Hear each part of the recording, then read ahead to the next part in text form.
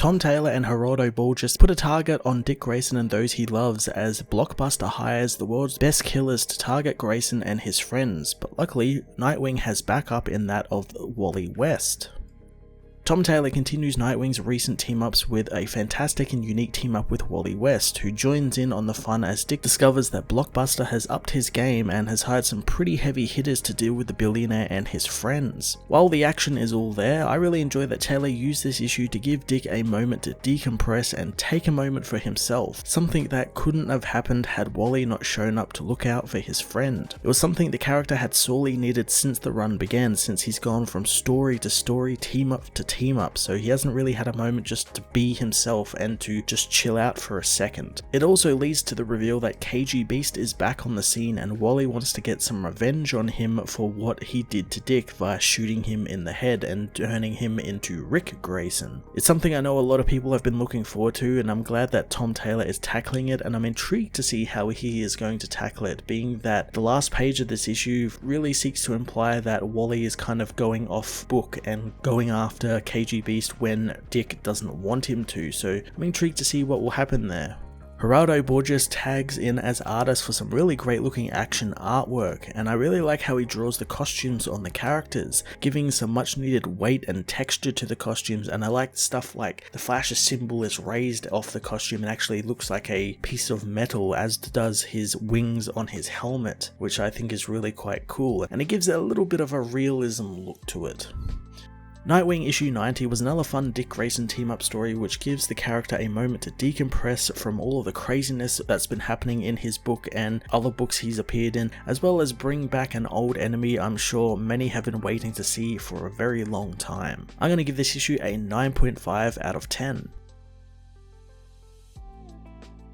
Nightwing issue 90 finds Blockbuster meeting with his associates, telling them that at exactly 12:37 AM, Dick Grayson will die. Salvatore Marodi knows that lots of killers have failed already, so what makes this different? So Blockbuster reveals that he has hired the funeral agent, who the others think is just a myth, but Blockbuster knows they are very real and very expensive, something that he's fine with paying for thanks to their service they provide, since the organization's chosen agent doesn't care for collateral damage, and Dick Grayson's entire apartment block is about to be blown up. At Dick's apartment, the hero and Haley are sleeping a restless sleep when Melinda texts Dick, telling him the building is about to get hit. Grabbing Haley, Dick races to the door, hitting every fire alarm he can as he heads down the stairs, telling the other tenants of the building to get out. He meets with Bridget Clancy on the bottom floor, who tells him of Maurice on the 3rd floor who sleeps without his hearing aids in. Dick gives Haley to the woman, racing back upstairs and changing into his Nightwing costume as he kicks in Maurice's door. The man, since he doesn't have his hearing aid in, thinks that Nightwing is there to steal his hearing aid as Oracle contacts him, telling him that something just entered Bloodhaven's airspace and it looks military. The drone fires a missile as Dick grabs Maurice, heading out of the window as the building explodes. Dick is hit in the head by a rock, sending him and Maurice tumbling down to the ground. In Keystone City, Wally and Linda West are woken by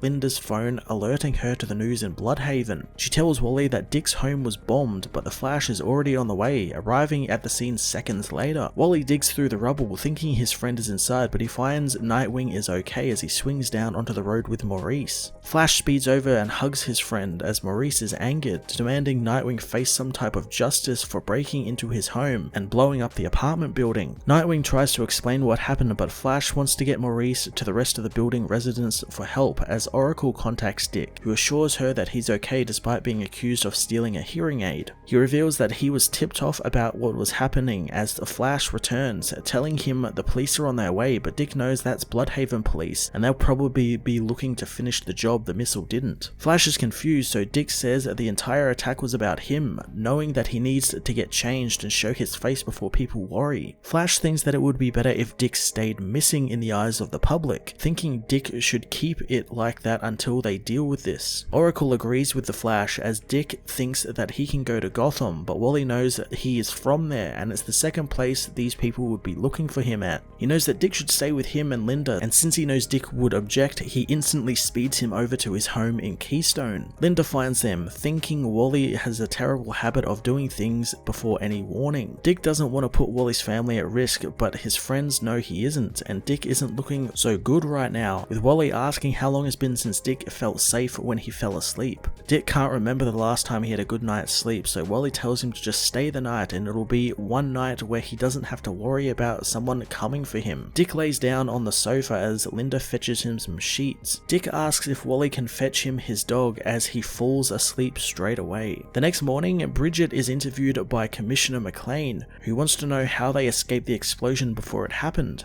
She tells him the fire alarm went off and it was pulled by Dick Grayson, who ordered everyone out of the building. With the interview over, McLean says that Ronald Desmond is offering to pay for her hotel, but Bridget refuses Blockbuster's money, knowing where it comes from. The commissioner reminds her turning down his offer is always a bad idea, thinking the woman can take care of herself, but what about her children? Bridget asks if that was a threat, but all the commissioner will tell her is that she should take the hotel room. As she leaves, he calls Blockbuster, telling him the assassin he hired either aren't very good as they say they are, or someone at their meeting tipped Dick off. Dick meanwhile awakens to Jai, Ira, and Haley waiting for him, having made him breakfast, but they weren't sure whether they were to cook the bacon or not. Wally arrives with cereal, knowing that it's probably the safer option. He asks his friend how he is, and Dick finds himself better than he's been in weeks. Wally reveals that he's going to be helping his friend, having set up an investigation board of sorts on his walls of who's hunting Dick. He knows that he doesn't have a plan at the moment, but Dick thinks that something changed in the attack last night, since there have been lots of hired guns, but they were only ever shooting at him. But the strike on the apartment was unrestrained and done by someone who doesn't care who else is killed. He wants to go talk with his sister, confusing Wally, who thinks he's maybe missed a few key details. In Gotham, Barbara is surrounded by a group of men who look to kidnap her thanks to her boyfriend. Barb says that Dick isn't really her boyfriend and they haven't really put a label on their relationship yet. She contacts Flash and Nightwing, telling them that she has been kidnapped and put into the back of a refrigerated truck. She knows she can easily get out of it, having already picked the locks on the back of the doors, but Barbara Gordon can't be seen doing a daring escape through traffic in broad daylight. She tells Dick that they have fridged her to get to him, knowing that she is heading west, giving the heroes the license plate number on the van. Wally wants to head out to find them, but Dick stops him, knowing that the people behind this are willing to kidnap people he loves, so there has to be another way to play this, wanting to know where the van is going and who's waiting for it. The van soon arrives before KG Beast, who demands the doors be opened and Barbara be interrogated. The thugs open the van, only to find Nightwing and Flash inside waiting for them. Wally recognizes KG Beast as the guy who shot Nightwing in the head, knowing that they have a long list of friends who want to get their hands on him, and he's glad he gets the first shot at the assassin as Wally speeds through the gunfire towards the villain.